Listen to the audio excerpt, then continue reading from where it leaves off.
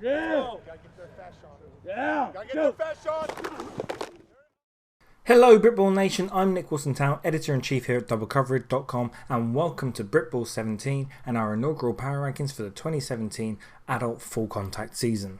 New alignments across all three tiers, surprise promotions and teams opting to step down or step out means it's all change all across the board, and even were it not, the off season is always a tempestuous time of transition across the Britball Nation, which of course leads us to this most important of provisos before we get into the power rankings. The season's barely started, people. Our newly expanded BAFA office are making their best semi-educated assessments based on the information that was available, which, seeing as we couldn't even get a fair few teams to return a brief questionnaire, and teams' own websites are often about as up to date as my MySpace profile, we often couldn't get hold of all that much info. That said, if you have thoughts on our power rankings, feel free to get in touch in the comments down below and let us know. Remember to like this video over on YouTube, subscribe to our channel if you haven't done so already, and if you think we've earned it, we've currently got a GoFundMe campaign going on over at gofundme.com/dblcoverage, where you can donate a $5 or however much you think we're worth to ensure DC keeps doing what we're doing. That said, let's jump into the rankings. 10. The Revolution prop up the power rankings following a strong 2016 campaign that saw them edge out the Surge for the number 2 spot in the conference after turning over a heavy week 2 loss with a narrow win in week 10 and a thumping victory in week 14. They had no answer to the Falcons, but then who did? They've retained the core of their roster from last season and even seen a couple of prodigal sons return to the fold, so expectations in their new conference will be for nothing short of another playoff bound season. The Revolution opened their year in very convincing fashion with a mercy clock inducing win over the Lincolnshire Bombers, but they'll also need to prove themselves against stiffer opposition to see themselves climb the rankings. 9. The Roughnecks finished last year on a high, finishing out the regular season with 5 straight wins to see them make a surprise playoff appearance, though admittedly a rather short and sour one, heading down to Chester to take a beating at the hands of a tough Chester Romans roster. Still, in their new Diddy conference of only 4 programs, you'd expect the top 2 teams to be postseason bound and the Roughnecks to be one of those top 2 teams. 8.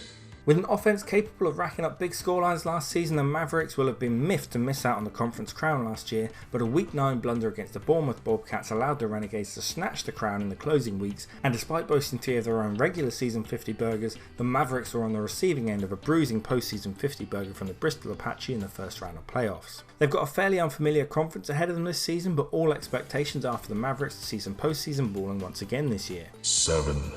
The Sharks find themselves on surprisingly few lists as promotion contenders this year, despite strong performances last season, including their late season win over the Apache that saw the Cornish side head to playoffs. The Oxford Saints were the only side that really had the Sharks' number last year, and now they're up in the middle tier, the Sharks will be hungrily eyeing the top spot in the SFC2 West. Even so, the Newquay-based team perhaps didn't get the kind of start to their season that they've liked to in their opener, narrowly edging a Torbay Trojans side they had far fewer problems against last year.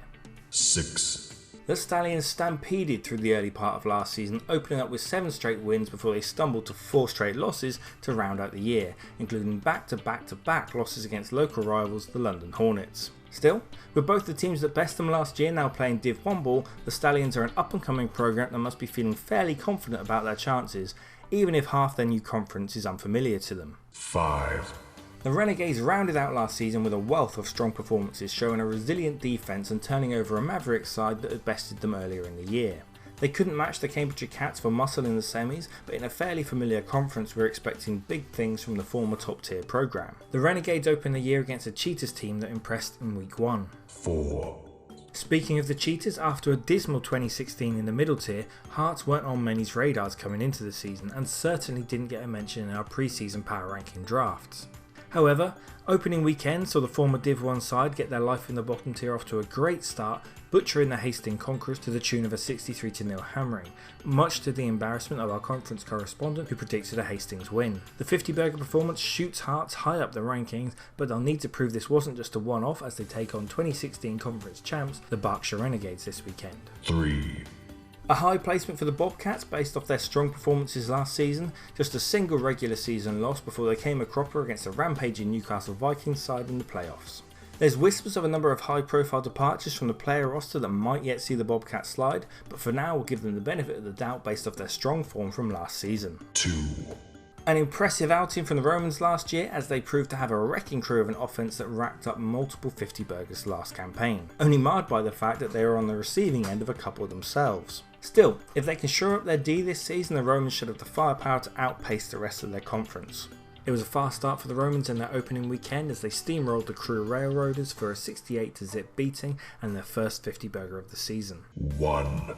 With their conference nemesis, the Oxford Saints, now balling in the tier above, the Apaches should be in a position to dominate in the southern half of Division 2. It's important to note, however, the Saints were not the only side to best Bristol last year, 3 times, as the Cornish Sharks also took a late season scalp from the Apache. That said, the Bristol development side has been working on their strong links with the local university teams and their hosts at Bristol Academy, and we're hearing there should be some good young additions to the roster heading into 2017. They opened their year with a convincing win over the Jurassic Coast Raptors last Sunday. And there we have it, Nation, our inaugural power rankings for Britball 17, and we won't lie to you here, Team DC's Bafanal office had a tough time with these ones.